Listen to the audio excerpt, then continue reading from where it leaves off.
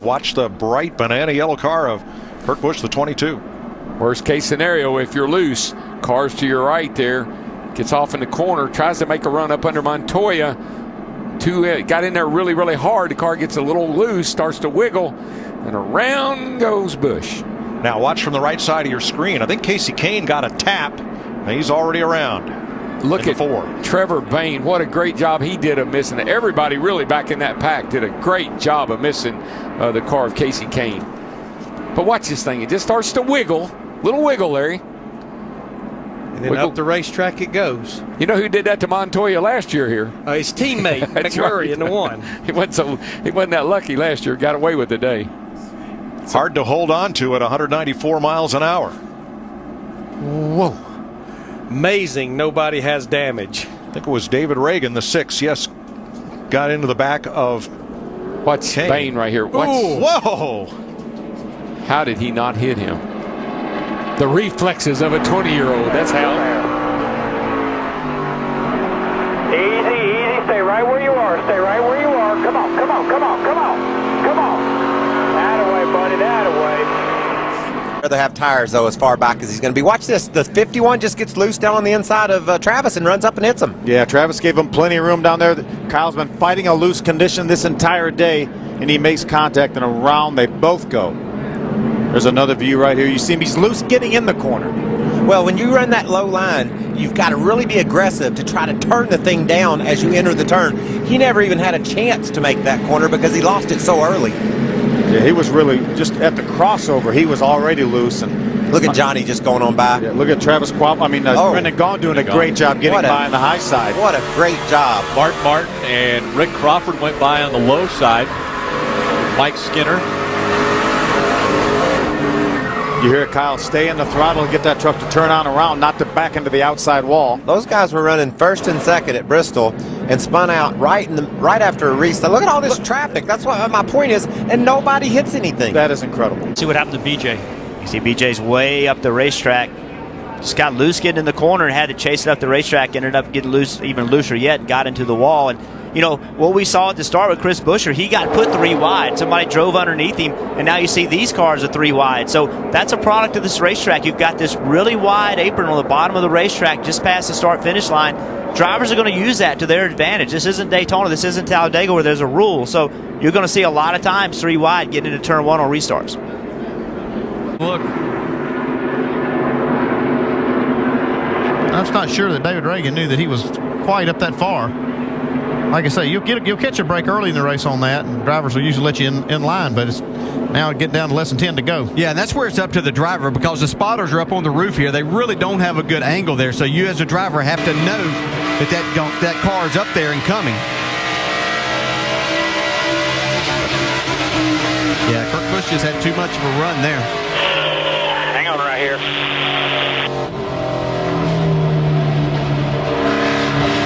So today, it has been a bad day for the Busch brothers. Here's from Jeff Gordon's point of view. Tire stacking up this way. Watch it right. Get down. Get up. Caution is out. Between Hamlin's team and the NASCAR look at these officials. 2 cars right here. These 2 cars had an issue earlier in the race. Yeah. Wow. Yeah. No doubt about what that was. Yeah. I did a little payback.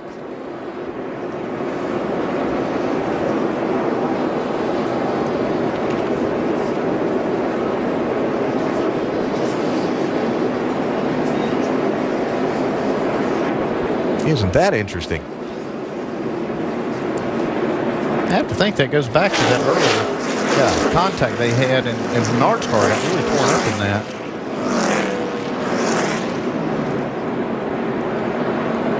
And he does a nice job of staying in the throttle and keeping it out of the wall right there to create any further damage.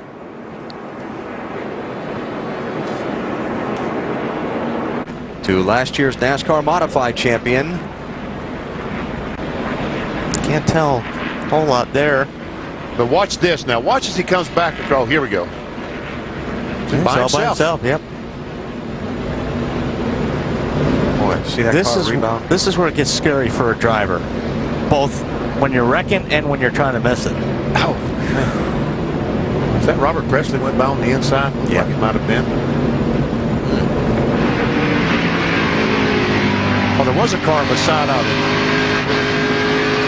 as he went down in turn 1. Hand up high. Stay low. Watch this. Yikes. And there Presti goes by on the inside in the 47 car. Gonna need the big vehicles, and of course last year with Grant Infinger, and then years ago with Mike Skinner. They had 4 wide for a second, tried to funnel it down, and unfortunately Chase was the loser in that funnel. He was the one that got spit out of the funnel. That's right. It was running just inside the top 20 at the time. That was Haley Deegan in the one truck, been in a couple of scrape ups, but she's managed to stay on the lead lap, doing a nice job. 21st position right now. Don't really pin this on her. She had to give a little bit of room at the bottom there for Austin Hill, and they just ran out of room. That's, as they say, Vance, that's one of them racing deals there. Now, Chase probably would beg to differ. I think I know. You mentioned it, Mike. These guys, they've been like magnets the entire race. Opposites attract.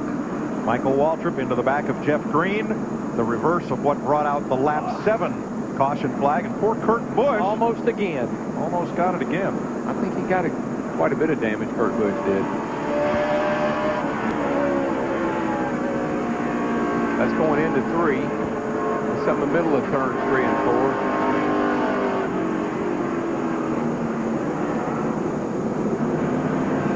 Caution is out. Green didn't really spin out. He just slid sideways. You know guys wanted to stop and get their stuff, make their stuff better, but you don't want to be at the back, White, like you were talking about. JJ did a really nice job hanging on to that race car. Yeah, he did. Jeff Burton hasn't finished out of the top 15 all season. How did he not hit that car? I don't know. Every time I see it, it's like, I can't believe he didn't hit it. Oh, and the five just turned sideways. And I'm trying to see who got into the 31. That would have been the 2 car of Kurt Busch. But they were checking up because I think the 83 got in the back of the 5 car almost. Oh, jeez. As you look at it. I know, I'm telling you. He doesn't. Like, okay, he's going to hit him this time. I think that's right. On board with Jeff Burton. What's the 83 in the... Oh, no. 5 car just got on the brakes. I think the 5 car... It's amazing. Every angle you see something different, man. Because it's like the 5 car, I thought he got hit, but he didn't really get hit. He just kind of checked up and it got out from under him.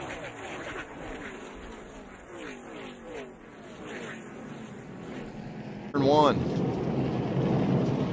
Crafted on the inside and just tried to get, and you saw Ryan Newman come through there late and caught his right front on Crafton. You could tell Dipple wasn't very thrilled with Matt Crafton. He ran up beside him and showed his displeasure, but that's just hard racing. Matt certainly didn't expect Dipple to come down so much and just had contact. I mean, Dipple looks like he just hangs a left on him and not quite clear low and gets himself in trouble to me.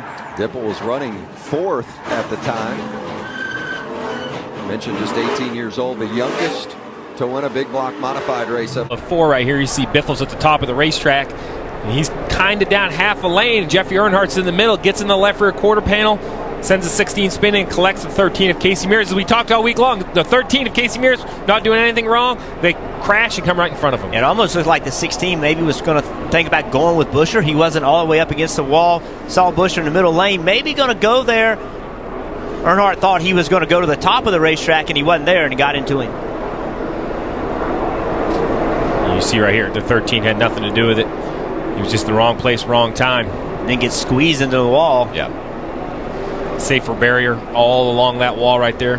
Yeah, we have the side mirrors on the driver's side A-post, and Biffle, I mean, I'm sure all these cars have them, and Biffle has to see the 83 car in the middle lane, and the 83 also has to see Biffle coming down and be able to understand what's getting ready to happen and come out of the gas a little bit. As far as spotters go, though, that's probably the most difficult because they're coming right at them, coming out of turn number 4. First caution as far as with wrecks taking place at Talladega coming on lap 115. in the top 5 or 6. Now he's all the way back to about 10th, and then they go through this corner 3 wide. Looks like maybe there was a little contact between Timothy Peters and the 13 of Johnny Sauter. That forced Johnny up a little bit. He got a little bit loose and caught Ron. Yeah, I'm not so sure that the 30 truck didn't get into the back of the 13 and push him up there just a little wee bit. Let's see what happens back here, Phil. This is where it really kind of started. Looks like the 33 and the 81 make a little contact. That's what caused Ron his momentum. Let's see if we can carry this down to turn number 2 and see if there's some contact maybe with the 30 and the 13 going in this corner. There's a 30 of top of the middle of your screen. Right there. There may have been a little contact, although the 13 was very, very close to the 17 on the inside as well. These guys do a terrific job avoiding Ron Hornaday as he spins through the traffic. Looked like a bunch of bowling pins to me. Yeah. Everybody was bouncing off of somebody. There was the contact, got the 33 sideways. And then amazingly enough, everyone able to avoid Ron as he cut across the track. What happened? Watch Bliss on the bottom of the racetrack. He makes a good run into the middle of the corner here. He gets to the throttle well. But Leffler, he's not going to give it up. He's going to race him for this spot. They come off the corner and just run out of room and just gets a little behind on the steering here and gets in the wall. Bliss does. Let's ride along with Jason Leffler and see what his view was on the outside. See the smoke from a little bit of contact. Ooh, that was close. Wrecking behind you. One car got loose underneath of you there and wrecked. I see Bliss. He thinks he's going to get a good run here, maybe get clear of Leffler, but still there. Hang on to it. Hang on to it. Hang on to it. And you don't get that airflow down that right side of that car, that rear spoiler. That car inside gets loose big time, and we see this time and time again. But you know these guys are running out of time. 17 laps to go. You know this adrenaline's flowing. They're trying to get it done quick. Mike Bliss, 6 top 10 finish. Zeraman, he's sideways before he even really gets down into the corner. Makes contact with Gray. Gray forces Ben Rhodes up into the outside wall. Herman Quiroga is going to emerge there with very minor damage, just a little bit of fender damage there, and he's probably going to get the free pass. It's unfortunate for a couple of rookies that have done an amazing job. You watch this thing develop. We talked about how difficult it is to hold your own on the bottom, and Armand dives in. He never really even had a shot at making that corner. No, he never got it to the bottom. You know, he just turned in a little bit late, and there was no way to keep from wrecking. Yep, went right up and caught up with the 20 of Greg Gaulding, and Gaulding goes around and catches the 32 of Ben Rhodes.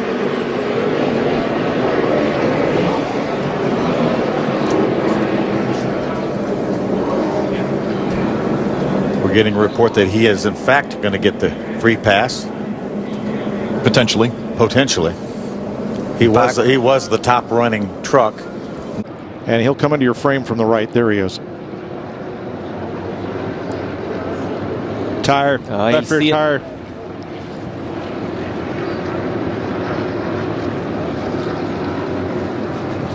He was running in 9th. We'll give you Kyle Busch's view next.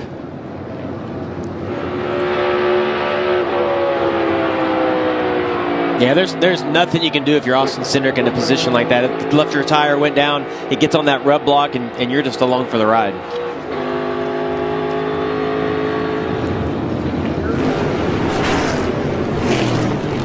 The first time, this is why we're under caution. The 71 of Rob Fuller. So just on the outside of the 51 of Kyle Busch and just lost control, lost the right rear corner. Roundy went and made some pretty significant contact with that Draco Chevrolet. See how hard he hit that outside wall, but man, those safety barriers. Watch Rob here. This is what Ron saw. Oh, I'm loose. Yeah. He just couldn't pull her down to the bottom of the racetrack. The thing was a little bit loose on entry, and so when he turned down in there, it just went away. Adam, what's going on? Well, it's hard to imagine not being contact going in the turn like that, but there's so much smoke, I have no idea. There were a couple other cars in that cloud somewhere.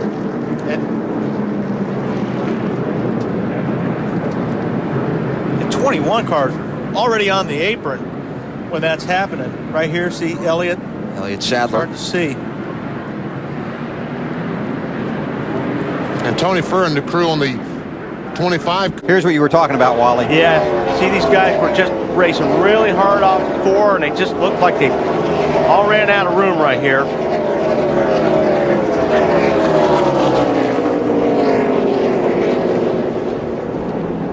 Jeff Burton and Augie Vidovich got out of town just in time. See Hatch and Lewis Jr. there in the middle. Looked like the 14 car really came up on the 25 car that really started the 25 car wiggling.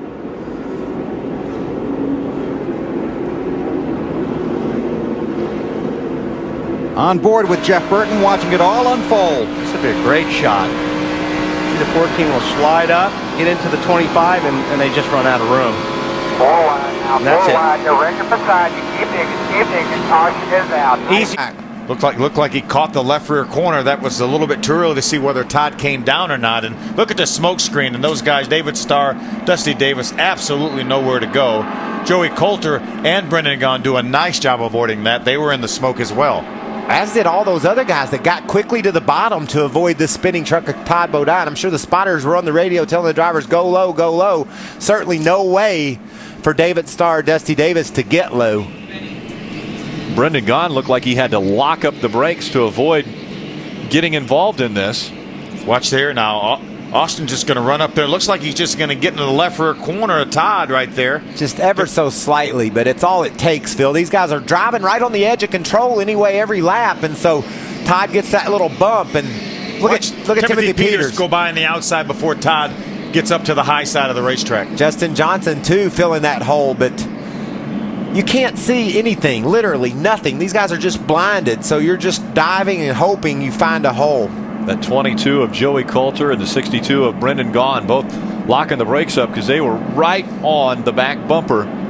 You see Todd had his left side tires very, very close to the yellow line there. Yeah, Todd didn't do anything wrong. He just got run over and spun out, and it collected a couple. What a great job by Brendan Gaughan, another guy that